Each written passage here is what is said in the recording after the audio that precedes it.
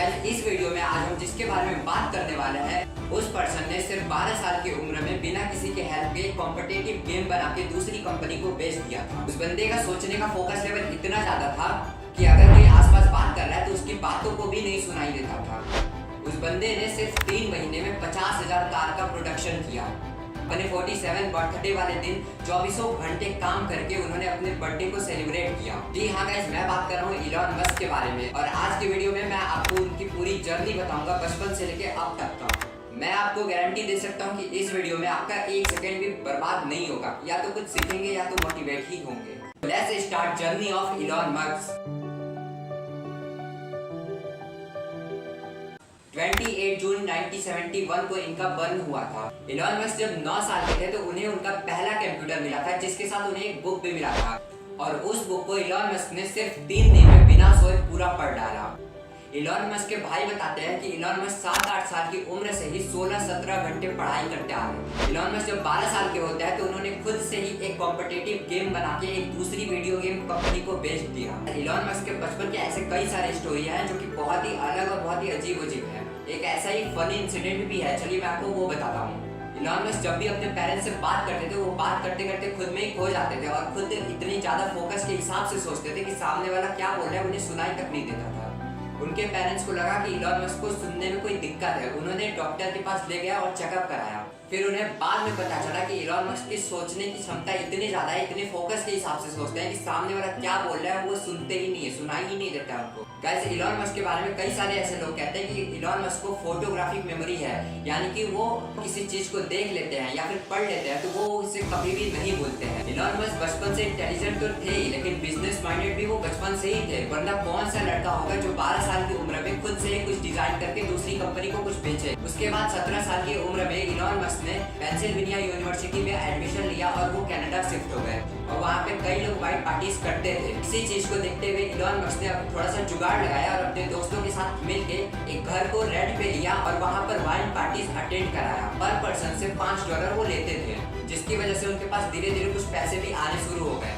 फिर कॉलेज खत्म होने के बाद इलॉन मस्क अपने भाई के साथ मिलके Zip2 कंपनी को खोलते हैं। इलॉन मस्क इस वेबसाइट पे पूरा Zip2 का लोकेशन अपलोड करते थे, जिससे जो बिजनेस ओनर रहते थे उन्हें नेटवर्किंग में बहुत ज्यादा हेल्प मिलता था। और देखते ही देखते सिर्फ 5 सालों में इलॉन मस्क का ये कंपनी बहुत ही आगे बढ़ गया, जिसके बाद इलॉन मस्क ने $307 मिलियन के साथ इस कंपनी को बेच डाला और इस कंपनी में अपना $22 मिलियन का शेयर रखते हैं। इसके बाद इलॉन मस्क मल्टी मिलियनर बन गए। इन सब के बाद इलॉन मस्क के पास अच्छा गाड़ी, अच्छा घर, सब कुछ आ गया। ऐसे ही इलॉन मस्क एक दिन बैंक गए हुए थे। उन्होंने देखा कि बैंक के आगे बहुत लंबी लंबी लाइन लगी हुई है और यहीं पे उन्होंने स्टार्ट किया X.com, जिसमें सिर्फ एक ईमेल के थ्रू पैसा ट्रांजैक्शन हो जाता था। पहले तो कई सारे लोग इस पे विश्वास नहीं करते थे, जल्दी यूज नहीं करते थे, लेकिन बाद में धीरे धीरे चलते चलते अचानक से ग्रोथ बहुत ज्यादा ही हो गया और आगे चल के इसी X.com को उन्होंने PayPal नाम दिया। 2002 में इवन ने PayPal को खरीद लिया $1.5 मिलियन के वैल्यूएशन के हिसाब से, जिसमें सबसे ज्यादा वैल्यूएशन इलॉन मस्क का था, $11.7 मिलियन। इसके बदले इलॉन मस्क को $165 मिलियन मिले और यहीं पे बात शुरू होती है PayPal माफिया की। यानी कि मतलब कि ये PayPal के जितने भी शेयर थे उनके PayPal बेचने के बाद इसमें बड़ी बड़ी कंपनी बनाई, जिसमें YouTube, कीबा और टेस्ला जैसे बड़े बड़े ब्रांड छापे गए। PayPal के बाद इलॉन मस्क के पास काफी पैसे आए और यही टाइम था इलॉन मस्क को अपना सपना पूरा करने का, यानी कि अपना स्पेस ट्रेवल का सपना। अब अपना सपना पूरा करने के लिए इलॉन मस्क चले जाते हैं रसिया। वहाँ पे नॉन ईगो शेप का $8 मिलियन सुन के इनके होश उड़ जाते हैं और ये खाली हाथ वापस आ जाते हैं। पर वापस आते समय अपने साथ एक जज्बा लेके आते हैं कि मैं रॉकेट खुद बनाऊंगा और कम से कम प्राइस में बनाऊंगा। पर किसी भी चीज़ को जीरो से स्टार्ट करना, यानी कि कई बार फेलियर्स का सामना भी करना पड़ सकता है। रसिया से वापस आने के बाद इलॉन मस्क जुड़ जाते हैं अपने रॉकेट बनाने में, जिसके लिए ये बहुत स्टडी करते हैं और बहुत मेहनत करते हैं रॉकेट बनाने के लिए।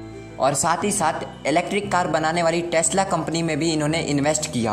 लेकिन नाकामयाबी इनके पीछे ही जैसे पड़ गई थी, क्योंकि 2006, 2007, 2008 लगातार करते करते तीनों रॉकेट फेल हो गए। एक समय ऐसा आया जब इस बंदे के पास सिर्फ $40 पड़े थे और दोनों कंपनी डूबने की कगार पे पड़ी थी। टेस्ला कंपनी में भी फंडिंग नहीं आने की वजह से वो कंपनी भी धीरे धीरे नीचे ही जा रही थी। इनके पास दो ऑप्शन थे, या तो सारा पैसा स्पेसिफिक में लगा के इधर टेस्ला को डूबने दो, या फिर थोड़ा थोड़ा आधा आधा करके दोनों कंपनी में लगा दो और दोनों कंपनी को डूबने दो।